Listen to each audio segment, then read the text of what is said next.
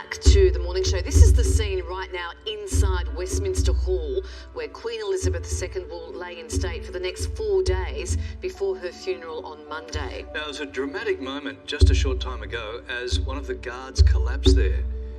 You can see just in front of the coffin, other guards, of course, racing to help him. Security protocols in place straight away. The crowd stopped moving. Now, if we have a look back at this live shot, we can see, of course, everyone is back in their place safely, and the thousands and thousands of emotional mourners continue to file past.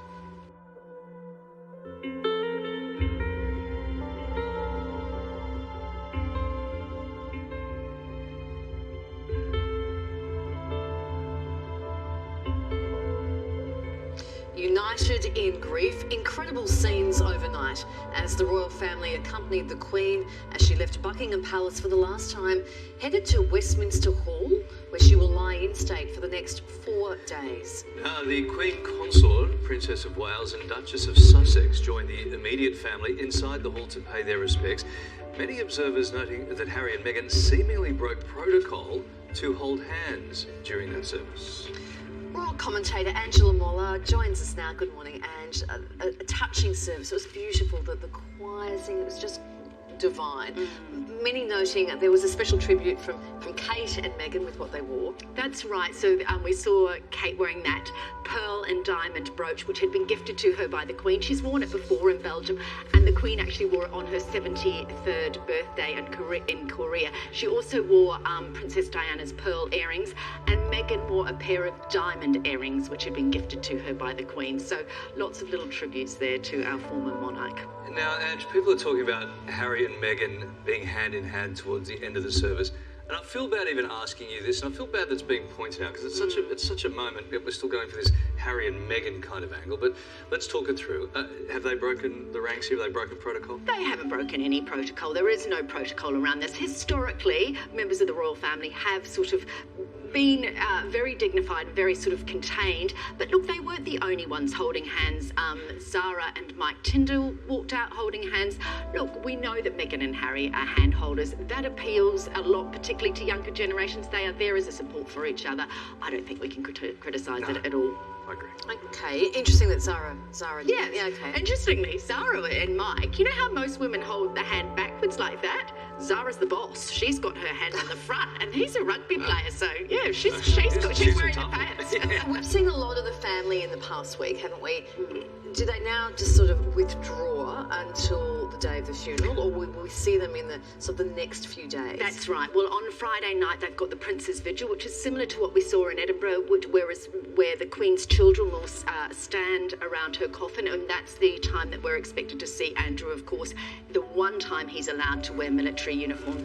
Over the weekend, obviously, all those dignitaries will be flying in from around the world, and it's talk that the new king will be holding some sort of event for those people, but that's not been confirmed yet. And then, of course, we have the funeral on Monday. There has been talk that the family has got together for dinner, that happened on Tuesday night, but that's unconfirmed at the moment, so it's just reports that they all got together and sat down for dinner.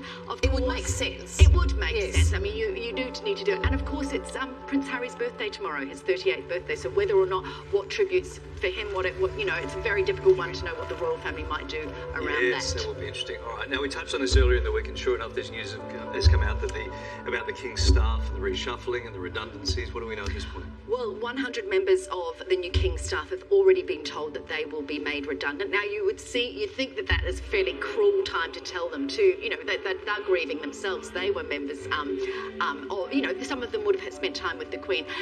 They have to do it legally. There's 3 months' notice, and they are trying to repurpose them in other jobs. But of course, when you amalgamate two households, the former monarch's household and of course King Charles's household, people will lose their jobs, unfortunately. So who's getting the redundancies? The ones that have been with him These are the won't ones be moving on, or the ones who were with the Queen and are no longer needed? At this stage, the 100 redundancies have been given to Charles's existing staff, and this is largely because of the Prince's Trust, things that his charities that he now won't be involved with because he's the monarch. Right. Just for some perspective, how many on staff would he have? I have no idea, Larry. But I mean, you know, look, because you've got all those estates, so that he now has instead of owning the Duchy of Cornwall, that now moves on to William. So those staff will probably stay there. So Yes. I don't know, but you know, I mean, you've got 775 rooms to maintain at Buckingham Right. Palace. There's a few jobs Yes. to be done. So, as the Prince of Wales, he was stationed at Clarence House. Do we know where the King will be presiding moving forward? Well, none of them want to live in Buckingham Palace. Right. The Queen didn't, Charles doesn't. Clarence House is a beautiful, beautiful, almost country-style house, very close, only 400 metres from Buckingham Palace.